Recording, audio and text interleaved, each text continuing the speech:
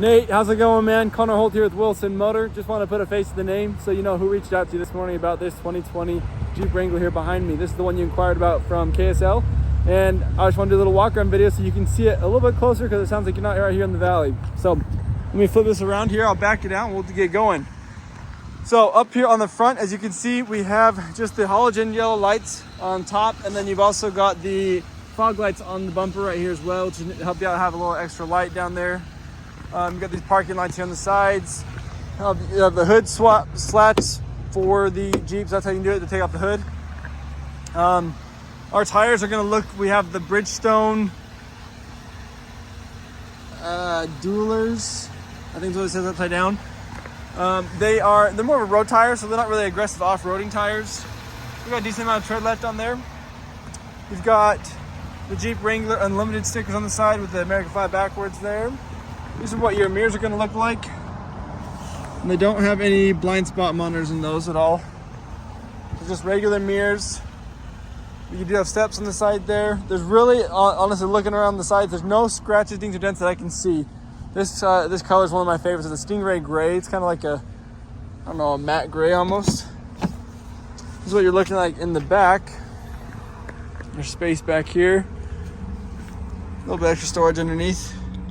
Not a whole lot, but a little bit. You do have a 12-volt converter back here, a little charger there you can do. If you want to have like the coolest trunk for a trunk or treat, here you go. You can hang up some lights on the top right here. Man, it could be so sweet to have a Jeep for a trunk or treat. I need to get a Jeep now just for that. You have the full-size spare on the back. Then you got your gas tank on the left side of the vehicle.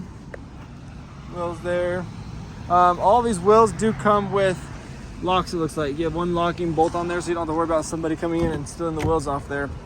In the back seat here, we've got a leather seat in the middle, and then the two outsides are, you have fabric seats and you have kind of leather around the outside.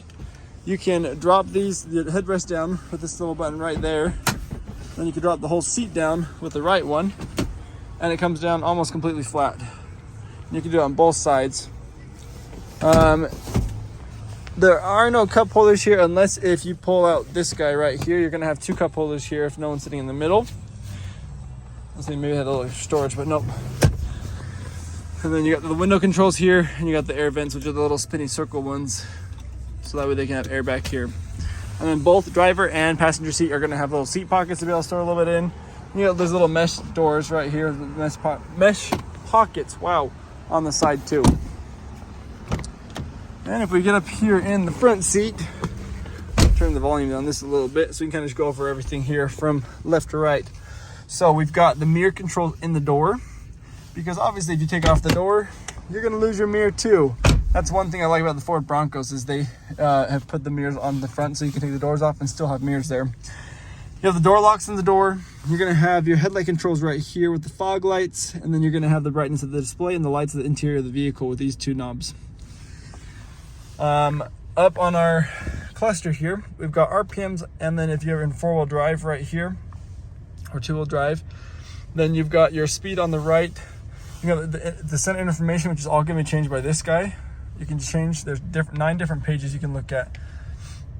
Your speedometer, your vehicle info, off-roading, fuel economy, trip info, start-stop engine, the audio, random messages if there's something going on there, and then the screen setup if you want to change it up. You're going to have the engine temperature and your fuel level here too, and you also can see you have the temperature at the very top there and the direction with the compass there. There is 29,672 miles on this vehicle. So like I said, this is all going to be changing the information. You've got your phone and AI assistant options here. You're going to have cruise control over here on this side. The left side is going to be blinkers, brights, and that's all. The right side is going to be windshield wipers and your rear view wipers too. Over here in the middle, so we do have a push start, as you can see right here. This is what the key looks like. You've got unlock, lock, remote start, and the alarm, and you also have the key blade. Flip it open like that to be able to unlock the vehicle with the key blade if your battery is dead, or if you need the key blade for something else. We do have a touch screen up here for your audio, your media. You can do your climate, and the cool thing about that, what Jeep does, is you can actually change all of these things for something that's a little bit more important to you. So for example, if you want to have the backup camera down here, you can click and drag and replace it with the climate. And now the climate is up here in the apps and the backup camera is right there. Or if you'd rather have the climate down here and not have phone settings, or have your phone settings and don't care about like the compass, whatever, you can have those down here. You can just change all these apps. So it's kind of cool. And then this vehicle, because it's 2020, does come equipped with Apple CarPlay and Android Auto. You're able to do that. You just need to plug your phone in, and you're going to plug your phone in right here with media. Plug in there, and it's actually just automatically going to pop up where that phone option is. It turns right into Android Auto. I learned that because I drive a Chrysler van. Then you have all your climate controls right here, or you can do climate on the screen like this. You're going to have this, which will mute all the music. This will turn off your auto start stop feature.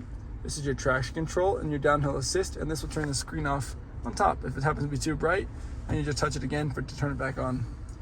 Or if you push the power off, that will turn the whole system off and you don't have to worry about music. But if you want just the screen off, you can use that there too. You have all 4 windows here, and the front 2 are both automatic. The back 2 are not. That's kind of where this is here, saying that these 2 are automatic. And this is a window lock, so you just point that down there. Now the windows should be locked, as they can't open them, they can't turn them on in the back.